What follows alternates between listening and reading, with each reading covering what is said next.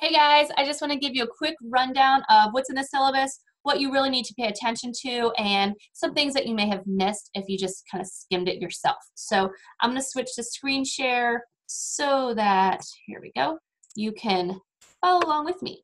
So this is all the important stuff where we're meeting. Of course, our class meets on Fridays for 1 hour right before lab. During this class period, we will take our quiz.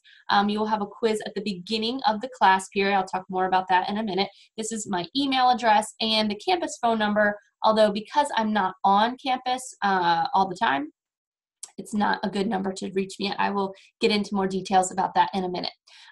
If you have not taken Bio 119 or 120, you're going to want to pay special attention to chapters 2 and 3 in this introduction section that we're covering this week. It lays the foundation of everything that you need to know for the next 2 semesters. It's very important. The purpose of this course is to get through the basic foundational stuff for the human body, and then in A&P2, you really get into some of the rest of the body systems.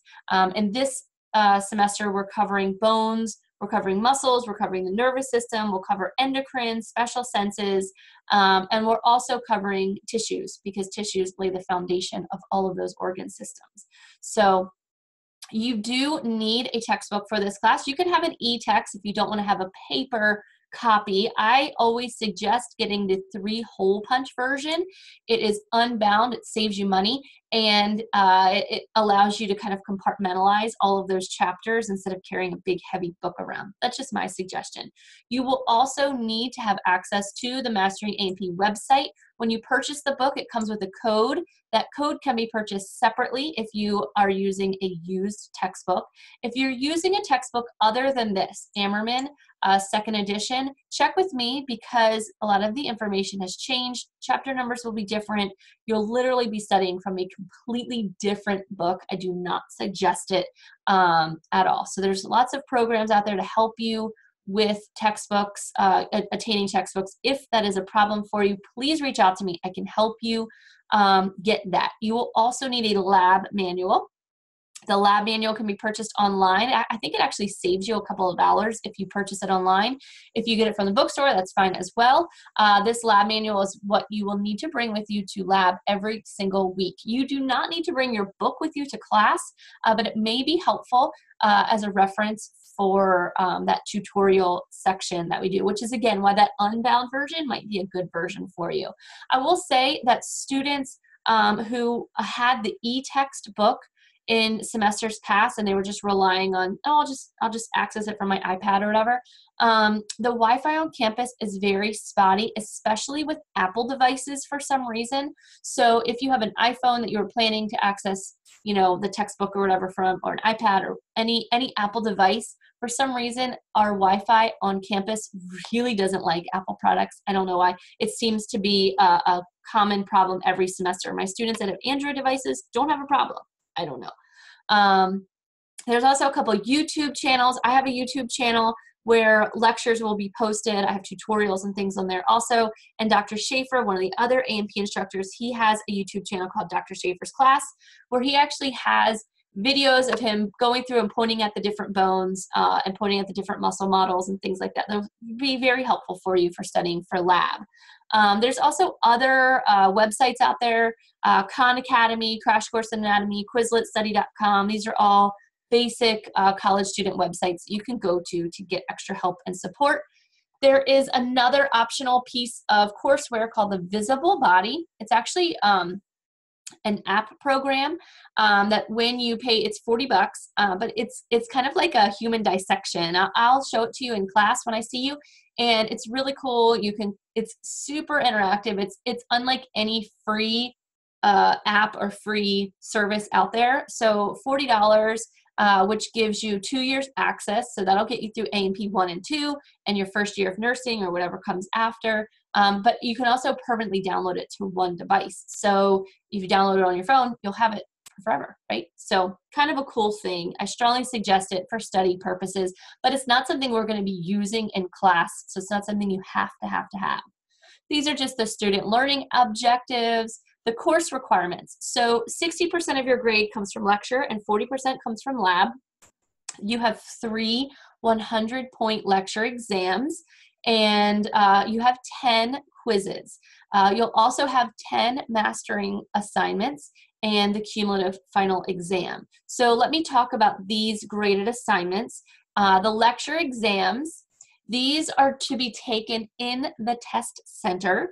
Because we only have an hour of lecture each week, I don't want to miss an entire hour with you for you to take a test. So the test can be taken at the test center. I'll show you the dates in the testing window when we look at the schedule at the end of the syllabus. So have that kind of in the back of your head. Every time I see you in our tutorial section on Fridays before lab, you will have a quiz on that week's material. So it's my hope that you walk into class on Friday knowing the material, okay? And we'll talk more about that on our first class meeting so that you kind of understand what those quizzes will look like. There'll be multiple choice. You only get 10 minutes to take them though. So if you show up to class, our class starts at 12:25. If you show up to class at 12:27, you only get 8 minutes to take the quiz, okay? So the first 10 minutes of class is for that quiz only. And then we only have 50 minutes to get through all the other things. So it's really important that you're there on time. The mastering assignments, this is through the textbook website that's linked on Blackboard. It comes, that access code that came with your textbook gets you into that website. You have mandatory assignments each week, and there's also some practical assignments that will come from that website also. So it's very important that you have access to that website, not just for the graded assignments, but also for the practice. You will find that it is invaluable. The practice questions, the labeling activities, the quick videos and things like that are very, very helpful to students. And then of course your final exam is cumulative. As you see down here in the fine print, 50% of the final exam is cumulative and 50% is the material from the last unit, which is the autonomic nervous system, endocrine, and special senses. Excuse me. Your lab is worth 40% of your grade. So there's 3 lab practicals. A 100-point lab practical gets us started. This is on bones and all the introductory stuff. Then you have a muscle practical that's worth 75 points and a nervous system practical worth 50 points for a total of 225 lab practical points. That's where the majority of your lab points come from, those practical grades.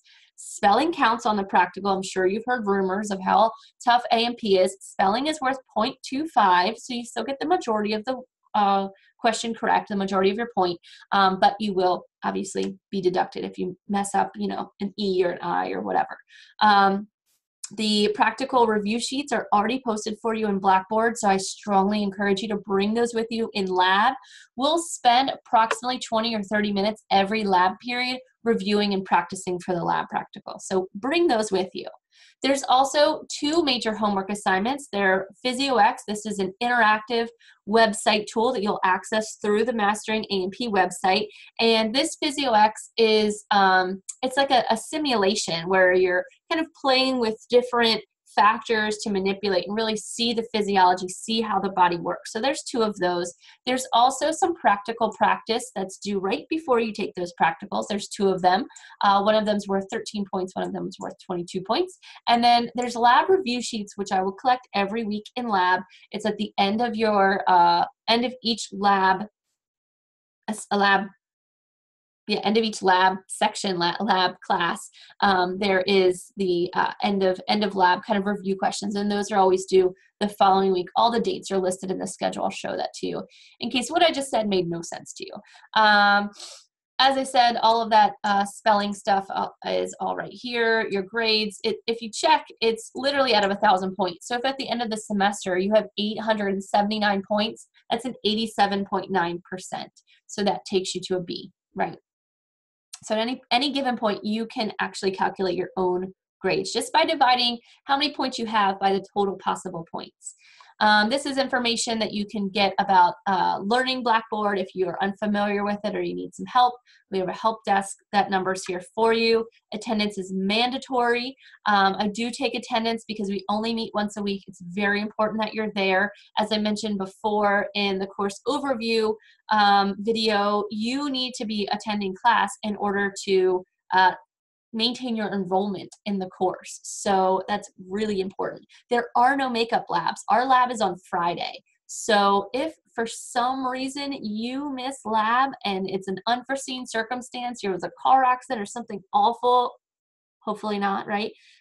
There's little to no chance that you will be able to make up that lab, or and definitely not the lab practical. There's hands down no makeup lab practicals unless we know in advance. So if you know there's an occasion in advance, you're not going to be able to stay on a Friday because of a trip or a thing or whatever, let me know. We can look for another instructor that's teaching A&P1 at their same timeline so that you can get into their lab. It's not guaranteed that they'll let you in, but more than likely they will, so that you can do their lab in their class. The labs, we all follow the same lab schedule. So, but because we're Friday, you have little chance of making it up after that week. I don't think there's any Saturday labs this semester. We'll have to look.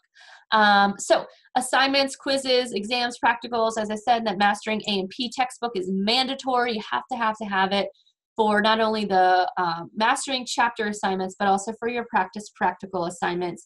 The lecture exams are given in the test center. The lecture exams are, and we'll talk about this in class, they're mostly multiple choice.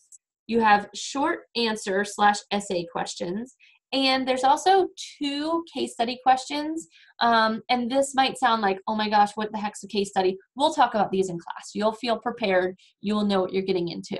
The quizzes are given during that lecture hour at the beginning of class. As I said, those first 10 minutes. There's no makeup exams and definitely no makeup practicals unless you have a doctor's note. If you do miss a lab practical with a doctor's note, we'll have to obviously work something out. I've had students that have had babies and, whatever, and they can't make it. So, we'll make it work, but you have to have documentation for that. You cannot leave the class during an exam or practical. If you do so, that risks you getting a 0. And then during testing, well, your exams will be at the test center, and during your quizzes, your phone should be out of sight. So communication, emailing me is a good way to get in touch. I check my email once a day, which means generally give me about 24 hours to get back to you. If I check my email at 3 o'clock and you email me at 4 o'clock, I might not see that email until the next day. So keep that in mind. Please include Bio 203 in the subject line, especially these first few weeks of class until I get to know everybody. I teach other classes, and we all follow different schedules and things like that. Any official communication has to be done through email, and preferably your HCC or OWL mail account. If you email me from a Gmail or a Yahoo or whatever account, it risks going to my junk folder, and then I might not see it. So it's really important that you get in the habit of using that HCC email address. I also implement something called Remind. It's a free app. You don't have to use it, but a lot of students find it helpful, especially in the hybrid course setting. Remind app, you download it on your phone, and in the next day or so, I will post the announcement that has the Remind code inviting you to join that class section. It's a quick way to be like, hey, can you explain membrane transport? Can you explain, what a hypertonic solution is? Can you explain this? Or, I don't quite understand this, whatever. So there's lots of ways to interact in there. You can send voice messages and take pictures and that type of a thing. You'll find it really helpful when you're studying throughout the week. Instead of shooting me an email, waiting 24 hours for a reply, it's a quick thing. It goes to my phone. And I turn off my notifications when I don't want to be notified. So don't feel like you're going to bother me in the middle of the night if you shoot me a message. It's fine. I'll get to it when I check my notifications. So that's good. Class cancellation, follow Blackboard. I'll post an announcement. Lab homework's due at the beginning of class, and this will just be a routine that you get into. You just kind of start a pile at the beginning, and this is just all student responsibility. You have to know all your student rights and rules. Keep your cell phones off. Obviously, that's a courtesy thing, right? I don't mind you audio recording anything that we do, but I don't like to be videotaped, which is ironic because I'm making a video right now, but I don't like my students to videotape me. So audio recording is fine. There's tons of apps that will do that.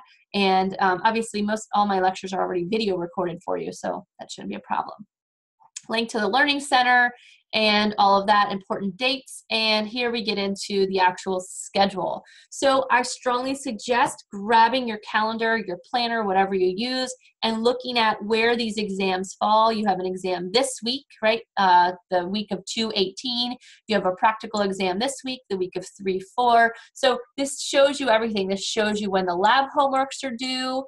This shows you when the mastering practical practice is due. It does not show the mastering assignments for each chapter because those are due each and every week by Sunday at midnight. And that's, again, a routine that you'll get into as we go.